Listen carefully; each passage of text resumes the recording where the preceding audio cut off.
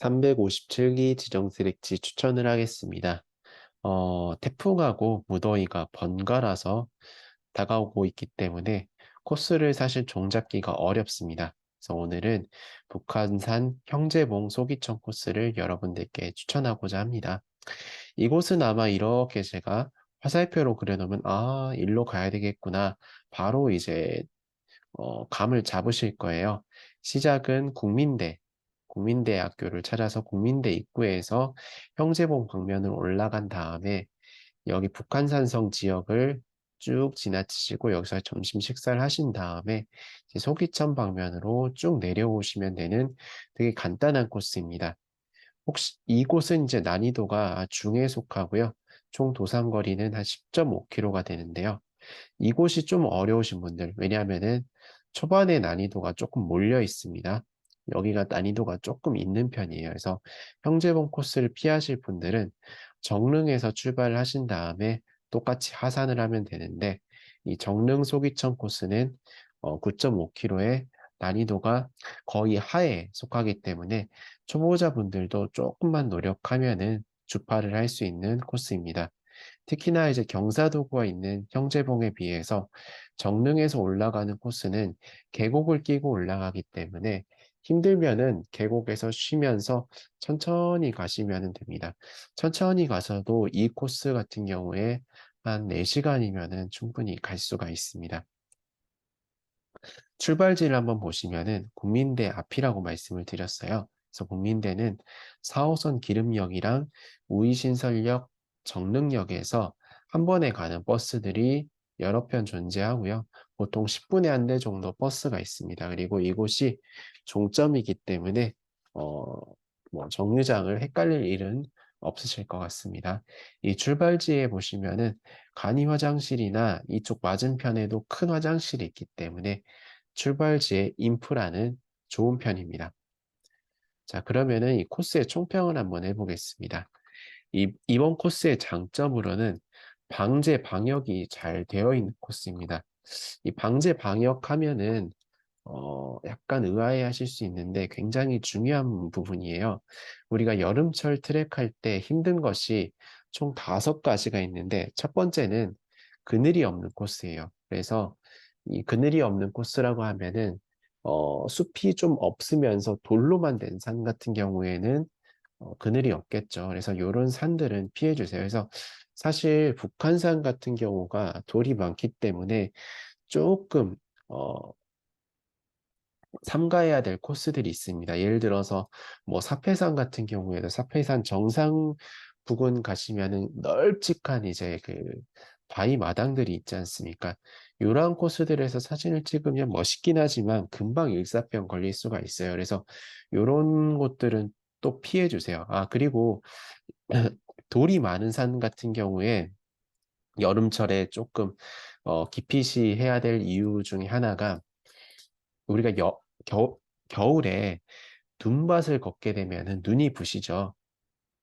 아무래도 이제 햇빛이 눈에 반사돼서 눈에 들어오기 때문에 눈이 금방 이제 자외선이나 이런 데 노출돼서 피로해지기 때문에 그렇습니다. 그런데 돌이 많은 산의 정상부 같은 경우에도 마찬가지입니다. 특히 화강암 재질의 북한산, 뭐 sap해산, 도봉산 같은 경우에는 이 돌이 널찍한 지역이 햇빛에 돌이 반사돼서 눈이 굉장히 부시고 눈이 나중에 피곤할 수가 있어요. 그래서 웬만하면 선글라스를 끼셔야 되거든요. 그래서 그늘이 없는 코스는 지양해 주시고 돌이 많은 산 같은 경우에 암, 안반 부분도 금방 지나가시길 바라겠습니다.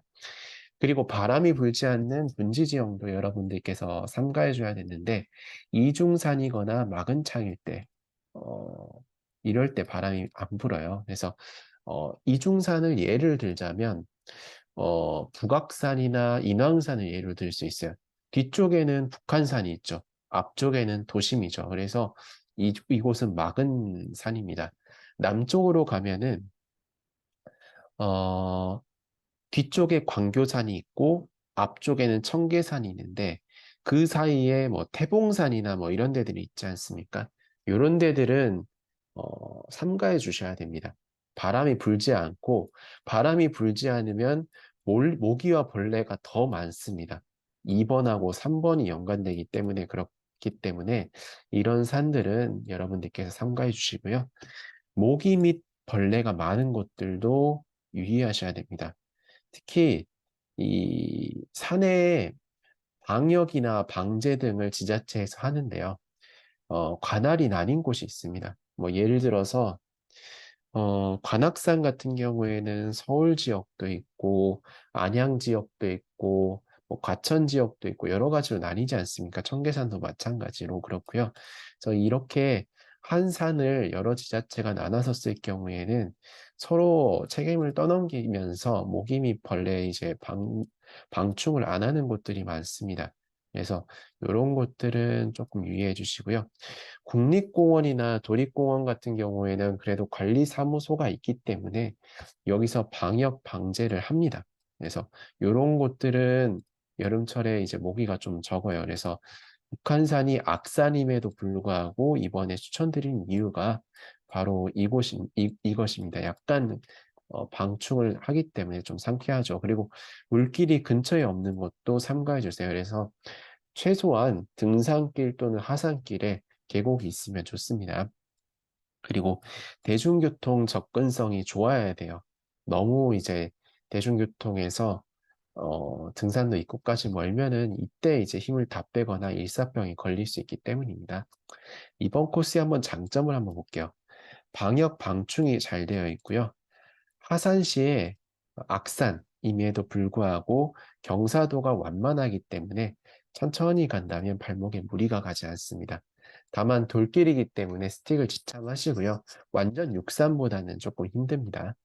그리고 여러 곳에 쉴 계곡이나 쉼터가 있어서 피로를 풀기가 좋습니다. 특히 정릉 코스 같은 경우에는 올라갈 때도 계곡, 내려올 때도 계곡이기 때문에 더 그렇고요. 대중교통 접근성이 좋고요. 풍광도 좋은 편입니다. 단점으로는 악산입니다. 그래서 비 온 다음 날이나 습기가 많은 날은 약간 미끄러울 수가 있습니다. 그리고 형제봉으로 갈 경우에 초반에 약간 난이도가 있습니다. 그리고 아침 일찍 진행하는 것이 유리합니다. 보시면 이쪽이 남쪽이고 이쪽이 동쪽이에요. 그래서 해는 동쪽에서 떠서 이제 남중한 다음에 서쪽으로 지지 않습니까? 그래서 오후에 시작을 하시면 뒤쪽으로 등에 해를 맞으면서 진행을 하기 때문에 아침 일찍 시작하시는 게 좋습니다. 그리고 비교적 유명한 코스이기 때문에 사람들이 조금 있는 편이라는 거 말씀드리겠습니다. 자, 여기까지 357기 지령 드래치 추천을 마치도록 하겠습니다.